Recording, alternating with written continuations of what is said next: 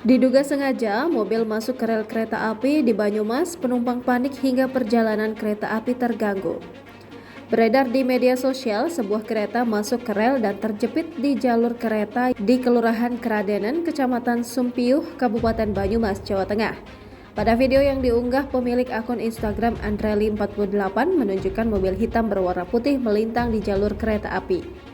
Dikutip dari Tribun Banyumas.com, satu unit mobil tiba-tiba masuk ke jalur kereta api di Sumpiuh, Banyumas, Jawa Tengah pada Rabu 19 April 2023 pukul 3.00 waktu Indonesia Barat dini hari. Mobil berplat B15559NCQ itu pun melintang di jalur kereta api Sumpiuh. Beruntung pada jam tersebut perjalanan kereta api tidak sepadat saat siang hari. Akibat kejadian itu, ada satu kereta api barang yang tertunda dan harus terhenti di stasiun Tambak.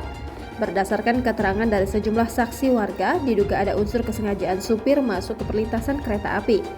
Sopir tersebut berasal dari Jambi dengan tujuan Purworejo, Jawa Tengah. Koordinator Forum Relawan Lintas Organisasi Banyumas, Sujatmiko menyampaikan semua penumpang di dalam mobil tersebut selamat dan dalam keadaan aman.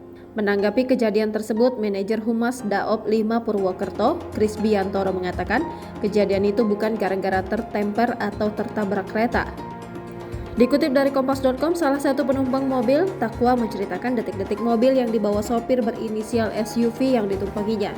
Takwa mengatakan jika ia bersama keluarganya berangkat dari Jambi menuju Purworejo, Jawa Tengah.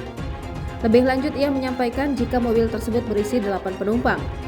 Geliat aneh mulai terlihat usai pengemudi berhenti untuk beristirahat di sebuah warung.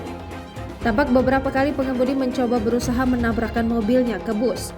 Saat itu, Takwa sempat memperingatkan sopir agar istighfar. Namun tak disangka sesampainya di perlintasan sebidang kereta api Sumpiuh, sopir tiba-tiba masuk ke rel kereta.